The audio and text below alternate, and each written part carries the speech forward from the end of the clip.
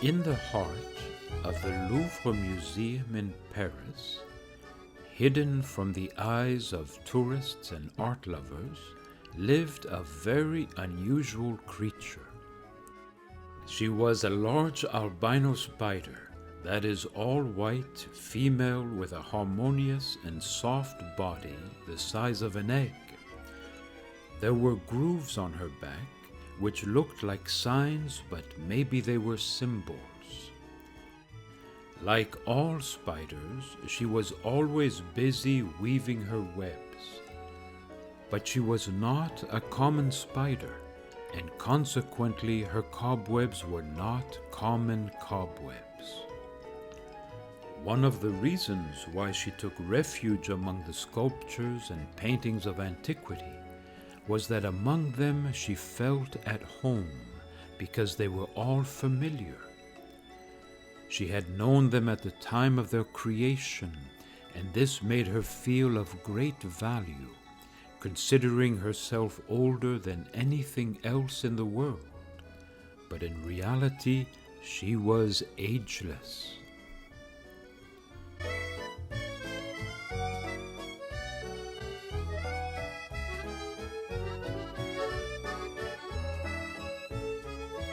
In some myths and legends, she was known as Grandmother Spider. These stories were told among the tribes of the American Indians. Yet no human eye had ever seen her, so the legends did not describe her appearance. For most people, she was just an interesting fantasy from ancient times. No one could have imagined that her existence was real and that she lived in one of the most beautiful cities in the world.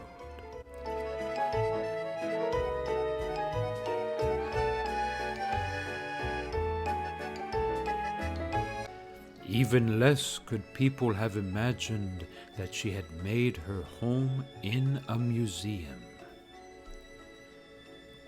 Grandmother Sophia was her name, but she wanted to be called Sophie. It seemed more French to her.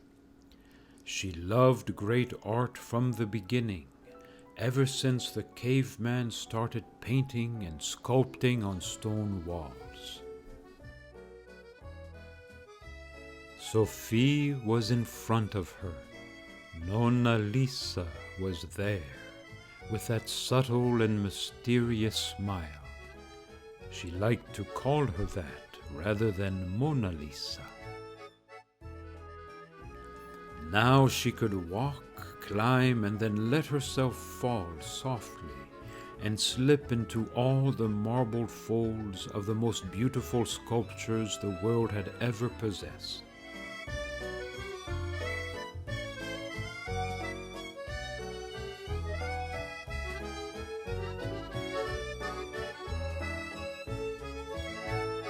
At night, when the museum was empty of visitors, guides, and custodians, she would quietly go out into the vast rooms to enjoy the masterpieces that the great artists had created, inspired by the beauty of the forms and the perfection of their symmetry. There were so many of them, from every era and culture, and she loved them all. Grandmother Sophie spent hours and hours studying the colors, perspectives, and symbolisms present in the paintings, enjoying the emotions they conveyed. When the sun rose and the doors opened to the public, she disappeared into the bowels of the museum, where an infinite number of statues were kept.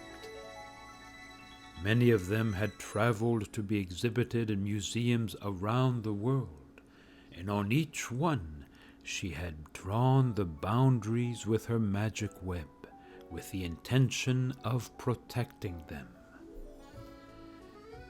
Grandmother Sophie knew the myths that recounted the life-giving power of her web, and only she knew how true they were.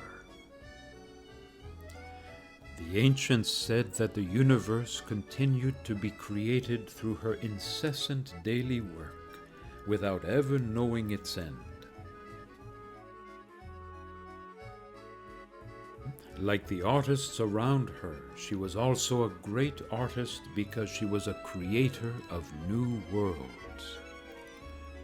Her luminous web contained the energy accumulated since before the dawn of civilization, along with all the knowledge that had emerged since then.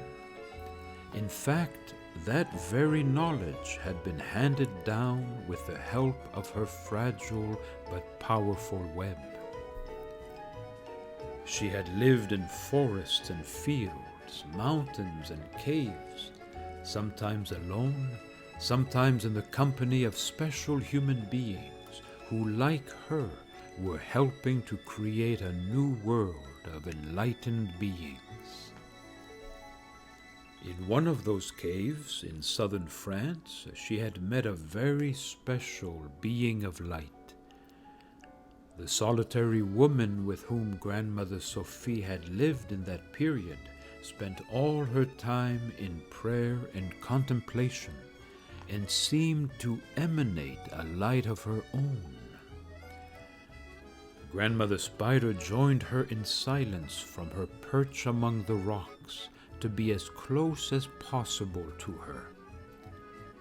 It was there that she understood the importance of her candid appearance and its meaning. Until then, this particularity with which she was born made her feel different from other insects of her species. But the spiritual sharing that took place in the cave had enlightened her to such an extent that it had given meaning to her splendor. Her silent and solitary companion would then, in the centuries to come, be portrayed and sculpted by famous artists. This experience had been a turning point for Grandmother Spider. From it and from the gratitude that resulted, she was inspired to carry out a further mission on this planet, to bring the intentions of that solitary woman everywhere in the world, a mission that might seem useless and impossible, yet necessary. How could she help the inhabitants of the earth to discover the beauty that lies deep within their souls and is reflected through their bodies? She knew only too well how much this beauty had been forgotten, having witnessed so much human history. She knew that most people still lived far from their true potential. To fulfill her mission, Grandmother Spider knew she could not do it alone.